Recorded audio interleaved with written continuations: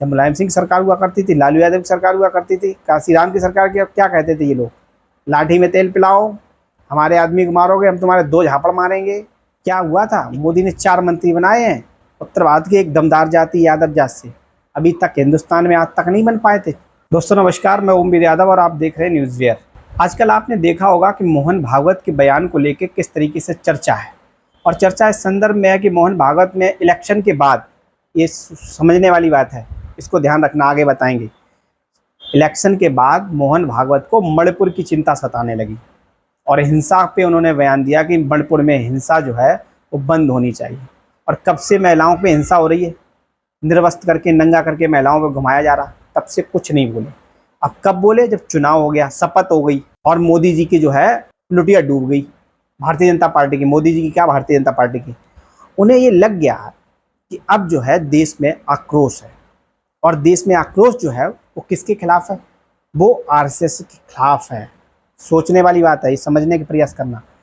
और वो भारतीय जनता पार्टी के खिलाफ है। तो आरएसएस ने अपने को भारतीय जनता पार्टी से अलग कर लिया और बड़े सातराना, बहुत चालू तरीके से अलग कर लिया।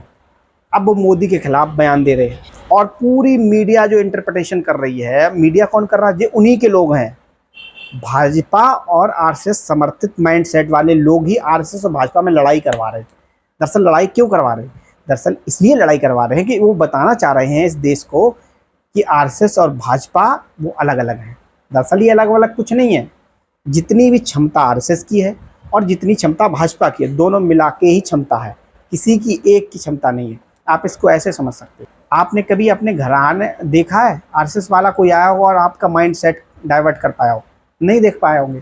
आपने ज़्यादा देखा होगा तो शिशु मंदिर और जो विद्या मंदिर स्कूल चला करते हैं, इनके जरूर टीचर आते थे घरों पे और वो बातें किया करते थे, बताते थे। वो भी कापियाँ चेक करने, चाय पीने के बहाने आते थे और कुछ करते थे? कुछ नहीं करते थे।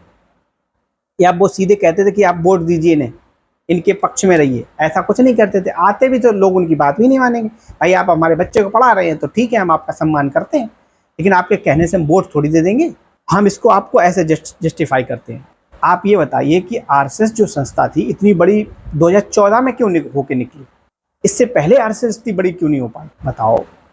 इतना जो बहुमत आया है, ये बहुमत 2014 में ही आरएसएस का एकदम डंका बज गया। जो जनसंघ थी पार्टी, वो 1951 में बन गई थी और तब से स्वतंत्र भारत से लेके आज तक इतने साल हो गए, 70 साल, तब तक आरएसएस कुछ कर ही नहीं पाया। 2014 के बाद ही इतना मजबूत हो गया आरएसएस। दरअसल ये जो है मानसिक लड़ाई है, साइकोलॉजिकल बढ़त बनाने की बात है।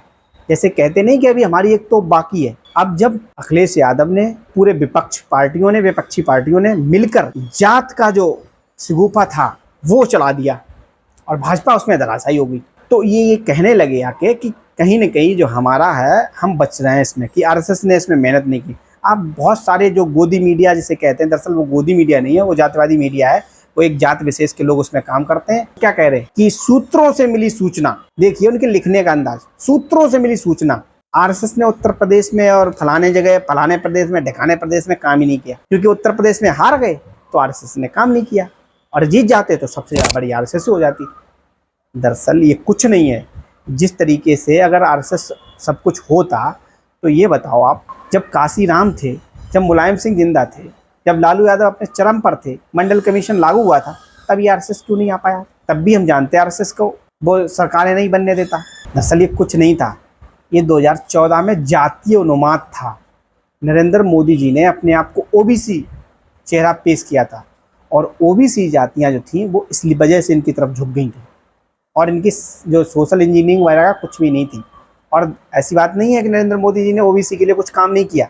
जो समझदार लोग हैं और जो समझते हैं, जैसे इनकी कार्यकारिणी होती है, मेन बॉडी इनकी भारतीय जनता पार्टी की, उसमें देखिए कोई सोच सकता है कि उसमें हर वर्ग का आदमी है?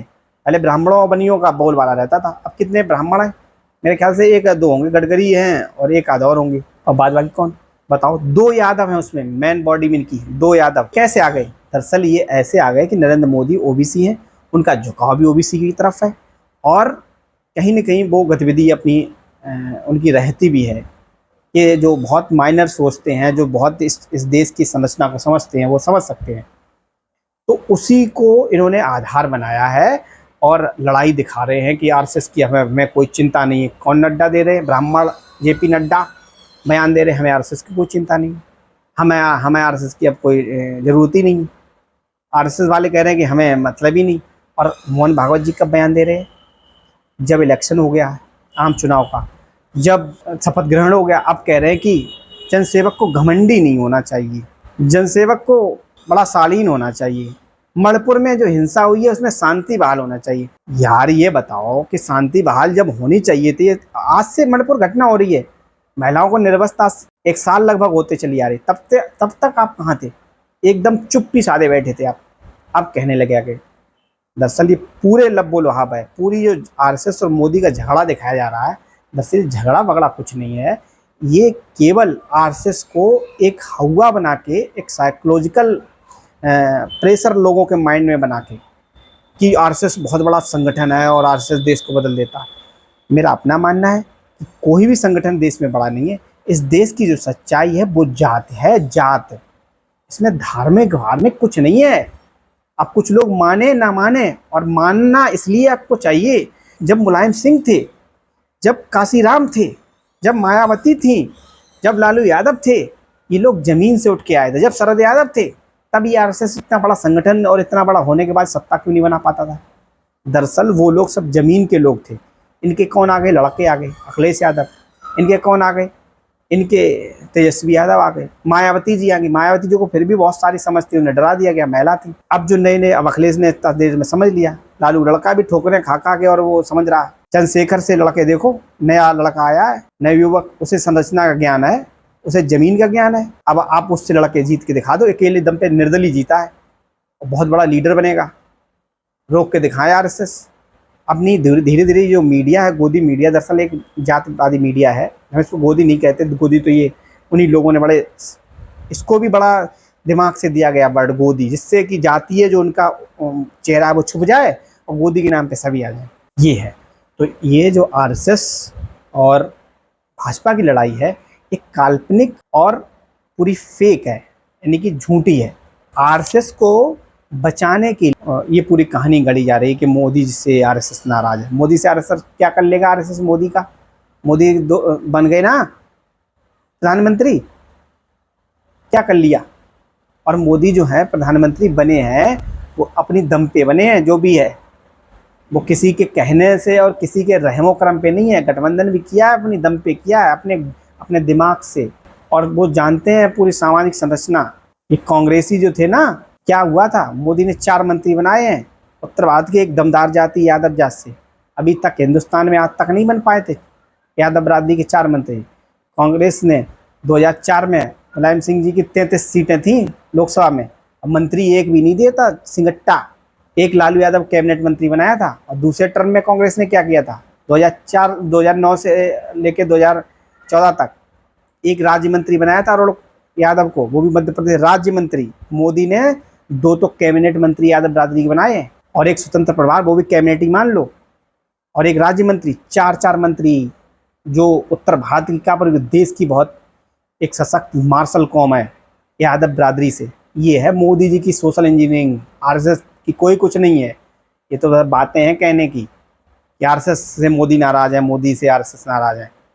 ना मोदी से आरएसएस नाराज है, ना आरएसएस से मोदी नाराज है। आरएसएस ये सोच रही है, उन्हें ये लग गया है उनके नेताओं को। और आरएसएस कौन सी संगठन है? आरएसएस में, जैसे मैं आपको बता रहा हूँ, मैं अपना अनुभव बता रहा हूँ, निजी अनुभव। मैं लोधी बिरादरी से मिलता हूँ अपने, क्योंकि मैं जहाँ का रहने वाला हूँ इस सराउंडिंग में लोधी बिरादरी, वो आरएसएस और इसमें रहते सभी हैं। यादव भाई भी हमारे बहुत रहते हैं और तमाम लोग मेरा बहुत जानने वाले दोस्त हैं, बताते हैं कि हाँ यार इसमें जातवाद तो करते हैं, जैसे पद लेने का वो आएगा तो अपने ब्राह्मणों को आगे कर देंगे, हम उनके साथ लगे। लेकिन हम क्या करें? मोदी तो यानी कैसे न कैसे आ गए भाई, ये है। और आरएसएस पास में कुछ नहीं है और ना मोदी का उनकी लड़ाई है। ये हम बहुत दिन से सोच रहे थे। मैं सोच रहा था इस पर वीडियो बनाऊँगा और आज इसका मौका लगा तो मैंने आपको बताया कि आरएसएस जैसी कोई भी संस्था जो है वो इतनी बड़ी नहीं है कि सामाजिक संरचनाओं से बड़ी है। इस देश में, इस देश की सच्चाई केवल जात है, धर्म नहीं है। कुछ लोग मेरी बात को मानेंगे, कुछ लोग नहीं मानेंगे, लेकिन अब उन्हें उन लोगों को मान लेना चाहिए जब से सोशल इंजीनियरिंग अखिलेश यादव ने यहाँ कर दी है। क्या कर दिया अखिलेश ने? कोई नया कर दिया? अखिलेश अभी तक चुनाव हारते रहे। बस उन्होंने जो जातियाँ थी सबाल्टर्न जातियां जो थी उन्हें टिकट दे दिया, उन्हें प्रतिनिधित्व दे दिया। बस अभी तक ये नहीं समझ रहे थे, अभी तक गोदी मीडिया के माध्यम से ये बताया ये जातिवादी, तो वो डर जाते थे, नहीं ये तो परिवारवादी, वो डर जाते थे। दरअसल भारतीय जनता पार्टी जातिवादी भी है, परिवारवादी भी थी, लेकिन अपने को जो उन्होंने इदारे बनाए थे, मीडिया और तमाम संस्थान, उनके जरिए अपने को जस्टिफाई, अपने को सिद्ध कर लेती थी कि जो बात मैं कह रहा हूँ वो सही हूँ। और जो नेता नए नए आए थे, ये अपने बात को डर जाते थे। जैसे इनसे कह दिया तुम गुंडे हो, तुम गुंडे हो, तुम गुंडे हो, गुंडे हो, और सारे गुंडे निकाल दिए। वहाँ बूथ पे गए, वहाँ एक भी आदमी नहीं, भले आदमी गए, वहाँ चटाक से झापड़ दिया, एक ने कलर पकड़ के ऐंठ दिया, पर्चा छीन लिया, कि महिलाओं की साड़ी नोच दी। अब तुम आए, सब हार गए ना।